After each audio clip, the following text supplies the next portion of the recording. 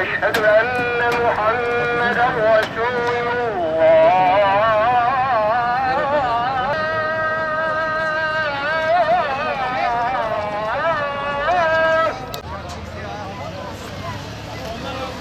حي على الصلاة.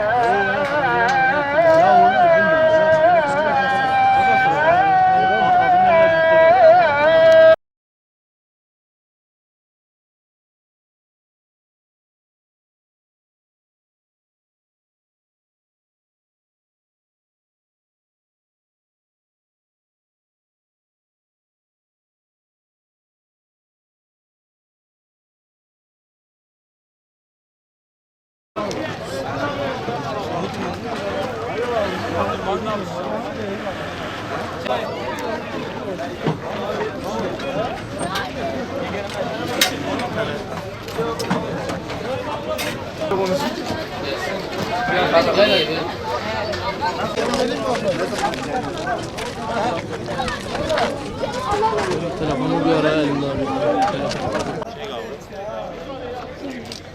malum seneyi göremeyeceğiz. Yani seneye göre 3 gün sonra göremezsin abi.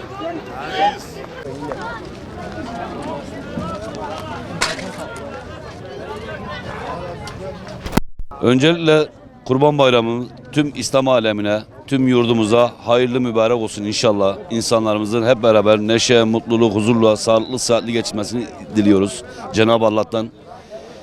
Halkımız sağlıklı, sıhhatli inşallah kazasız belasız bir bayram atlatır. Fiyatlara da gelirsek şu an biraz piyasa yüksek. Yani halkımız zorlanıyor. Bunun yanında başkanımıza bu yapmış olduğu hizmetten dolayı vatandaş olarak teşekkür ediyoruz. Piyasayı biraz da olsa frenledi.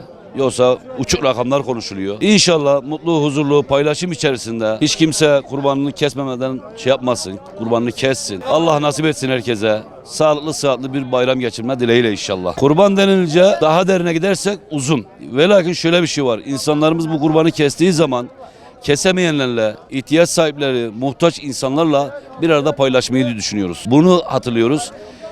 İnşallah böyle bir güzel bayram geçiririz. Paylaşım içerisinde kesemeyenlere yardımcı olaraktan, payımızı vererekten mutluluklu içerisinde bir bayram geçirmeyi diliyoruz Allah'tan. Ama kurbanın özü Cenab-ı Allah'ın emri. Kurbanını kestiğin zaman hiç olmazsa kesemeyen insanlara, et yemeyen, et alamayan garip kurabaya yardımcı olabilmek.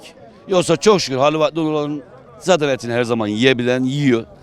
Kurbanın özünü inmek lazım. Görevimizi yapabilmek. İnşallah kurbanlarımızı kesip görevimizi yerine getirdikten sonra diğer görevimiz olan o kurban etini ihtiyaç sahibi, muhtaç ailelere, kesemeyenlere, ihtiyaç sahiplerine ulaştırabilirsek o zaman hakkıyla Allah'ın emretmiş olduğu ibadetimizi belki bir nevi yerine getirmiş olabiliriz. Sağlıklı, sıhhatli, bereketli inşallah güzel bir bayram geçiririz. Kurban satışı bütün Gaziantep izdiham durumunda şu an.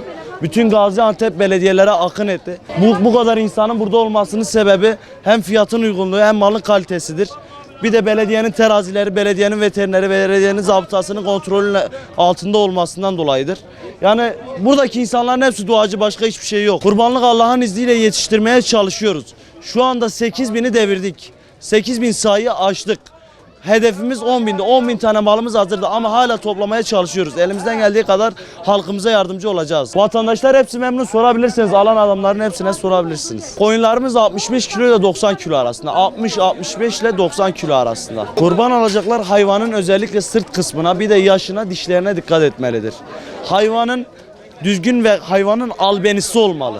Canlı hayvanın albenisi olmalı ki bu Allah yoluna, Allah rızası için kesilecek bir şey olduğu için dikkat edilmeli. Özellikle dişlerine, yaşına, boynuzunun kalınlığına dikkat edilmelidir. Koçtur. Onlar kurban olmaz. Yaşını aşırı derecede doldurmuştur. Boynuzsuz veya boynuzu çok ufak olursa da onlar da süt kuzudur. 6 ayı doldurmamıştır. Onlar da yine kurban olmaz. Şu anda piyasada zaten her yerde süt kuzu satılıyor. Sadece belediyelerde toklular. Bir Şahinbey Belediyesi bir de Şehit Kamil Belediyesi'nin haricinde hiçbir belediye satış yapmıyor zaten. Allah'ın izniyle kurbanımızı aldık. Allah nasip ederse kesip hayırlısından dağıtacağız. Kurbanımızı aldık, Allah'ın izniyle hayırlısından keseceğiz. Nasipse dağıtacağız fakir fukaraya. Elimizden geldiğince birbirimize yardımcı olacak şekilde devam edeceğiz. Fiyatlarımız normal, güzel. Allah razı olsun belediye başkanımızdan. Teşekkür ederiz yardımcı olduğu için halkına. Kaça geldi bu hayvan? Bu ortalama 23.200'e geldi, 73 kilo.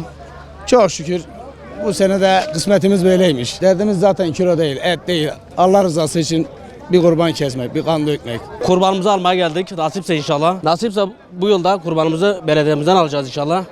Fiyatlar uygun. İbadet için elbette. Derdimiz ibadet, kurbanımızı almaya geldik.